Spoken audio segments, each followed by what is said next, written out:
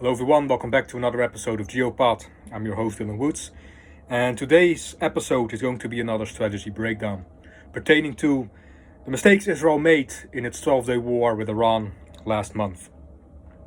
Now, according to every standard, in my opinion, Israel did everything right. They gained their superiority in an early stage, achieved their strategic objectives, severely degraded Iran's ballistic missile program, severely degraded Iran's nuclear program, systematically took out key members of Iran's chain of command, those who fulfilled high-ranking positions within Iran's political frameworks as well as its security apparatus. However, there's one element where I believe they fell short. In the middle of their campaign, you could see that they started to put focus on an extra element, hinting at the fact that they sought to achieve an additional objective. And that objective was the manipulation and sabotage of the Ayatollah regime. So, in the middle of their campaign, it became quite clear that Iran didn't have a sufficient answer to their military efficiency. Israel gained their superiority over Western and Central Tehran, Central and Western Iran, as well as Tehran, took out the key members of Iran's security apparatus, as well as some key members of Iran's nuclear weapon program, severely degraded Iran's ability to launch large barrages of missiles towards Israel, as well as rendering their aerial defensive capabilities obsolete. At the same time, friction started to occur within Iran's political frameworks. Opposition parties became louder, and even some members within the Academy of Experts, which is Iran's clerical body, as well as some key advisors around Ayatollah Khamenei, began to cast doubt on the regime's policies and position regarding their interaction, not just with Israel, but the Western world in general. Now, you could see by Israel's measures and activities that they sought to bolster this development, hopefully bringing about the fall of the Ayatollah regime. The problem is that at this point in time, those efforts could be counted more or less futile, and I'll tell you why. You have to understand that the Ayatollah regime is institutionalized to a very, very high degree. We're talking about a regime that's been in place ever since the Islamic Revolution of 1979. Meaning they have their arms, their roots within every facet of Iranian society, culture, and its political frameworks and security apparatus. Meaning that in order to topple them, or in order to overthrow them, you need to have every corner covered. You need to have in place a strong, prepared, equipped, and organized opposition faction that is both willing and able to immediately fill in the vacuum should the time arise. And Israel didn't have that. There long have been factions of opposition within Iran, in particularly those filled with some of the more the Kurdish people of Iran have long since been a great opponent of the Ayatollah regime. So for once, you could optimize those factions, but you should have done so in an early stage. So for example, if Israel sought, let's say 2-3 years ago, when they started to prepare for the current campaign against Iran, if they would have added the strategic objective of overthrowing the Ayatollah regime by supporting an opposition faction, training, equipping, and organizing them so that they could fill in the vacuum at the moment the Ayatollah regime started to dwindle, their efforts would have been severely more efficient. Now, what they started to do was, as they went along, they started to gauge which parties they could utilize, which parties they could sway to their cause to act on their behalf. The problem is, as I've said before, these parties were one, not prepared, unorganized, unequipped, untrained, and not ready to deal with the might and power of the institutionalized forces of the regime. And that's, in my opinion, the main mistake that Israel made in this campaign. They could very well have toppled the Ayatollah regime. As a matter of fact, I was surprised by how quickly friction occurred within the ranks of Iran's political frameworks. And Israel was right to capitalize on that. However, they should have had some sort of foundation in place in order to fully enhance that opportunity and make the optimal use of it. And they didn't. And we have to understand that this is by no means a new strategy or a new technique. Wars have been won like this all throughout history. You support an opposition party within an enemy country, you train them, you equip them, you gather as much followers to their cause as you can, and then when the time is right, you help them severely degrade the defenses of that regime so that they can fill in the vacuum and overthrow them and take over the country. This has been textbook in many wars throughout history. As a matter of fact, this is the bread and butter of the United States Army Special Forces, the Green Berets. They used to go in hostile territory, win the hearts and minds of the locals, train and equip and organize their local militias so that they could fight and help them fight the fight. So this is by no means a new strategy. However, it is a strategy that Israel did not fully implement. And that's why I believe that they didn't have this strategic objective at the start of their campaign. There was a development that occurred, Iran's political frameworks and its unity began to dwindle, and Israel sought to make optimal use of it. In my opinion, they should have invested more in equipping, organizing and swaying some of the opposition factions to their cause before their campaign started. The reason for this is that by the end of the day, and I've said this before in many of my other clips, the true threat facing Israel, the true threat facing the Western world, is not Iran's ballistic missile program. It's not Iran's nuclear weapon program. It is the Ayatollah regime.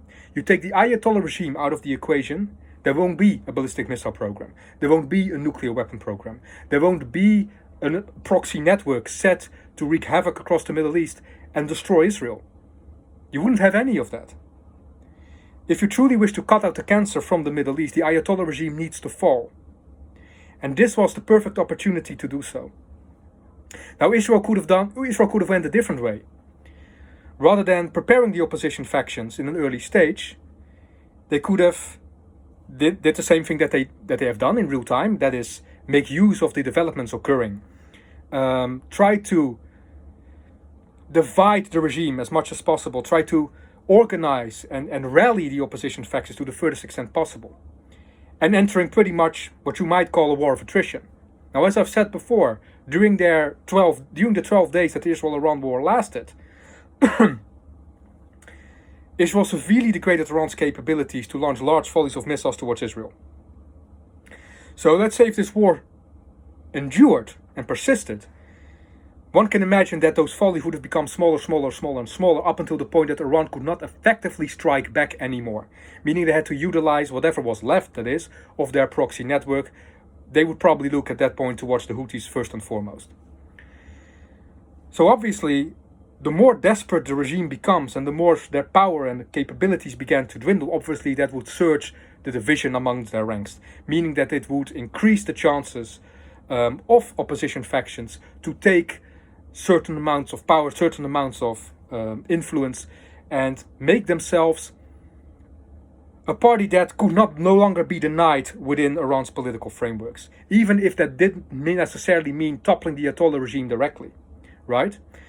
Like I said, this would have mean a war of attrition. This would take time.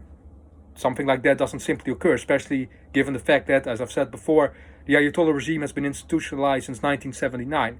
So we're talking more than 4 decades. It's a very long time. And they do enjoy significant support, not just in their own security apparatus and political frameworks, but also in their